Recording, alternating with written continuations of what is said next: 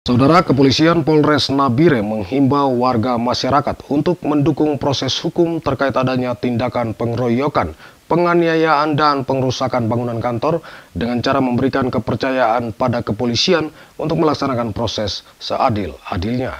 Kepolisian meminta warga Nabire untuk tidak terprovokasi dengan informasi-informasi yang tidak bertanggung jawab. Polisi juga berharap warga Nabire tetap saling mendukung bersama-sama menjaga stabilitas keamanan di wilayah ini. Untuk lebih jelasnya, berikut kita ikuti bersama keterangan pers dari Kepolisian Polres Nabire yang disampaikan oleh Kasat Reskrim Ajun Komisaris Polisi Bertu Hardika. Baik, terima kasih atas waktu diberikan.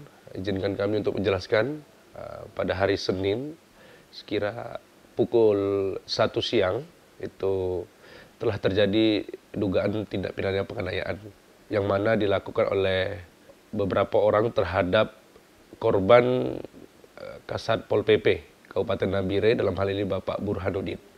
Sebelumnya adanya penganiayaan, sempat ada kegiatan demo damai, aksi damai dari para honorer K2 yang belum bisa terakomodir oleh pemerintah, melaksanakan demo di depan kantor BKD.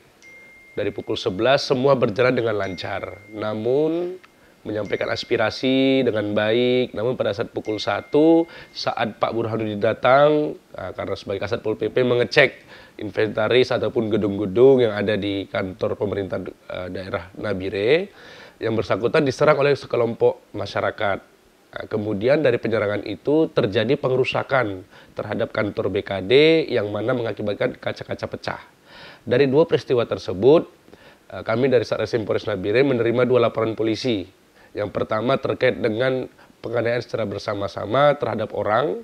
Kemudian yang kedua adalah pengerusakan secara bersama-sama terhadap barang. Dari 2 laporan polisi ini kami langsung bertindak cepat melakukan pemeriksaan terhadap saksi-saksi yang ada di lapangan, kemudian mengumpulkan alat bukti yang ada. Setelah itu kami melakukan gelar.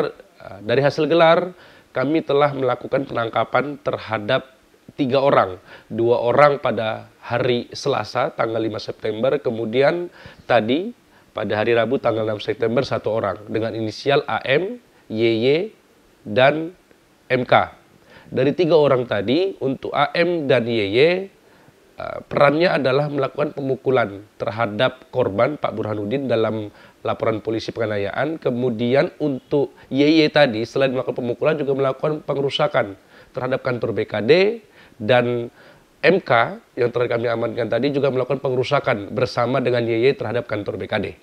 Jadi terhadap 3 tersangka ini kami sudah meningkatkan statusnya menjadi tersangka, kemudian sudah dilakukan penahanan di rutan Polres Nabire.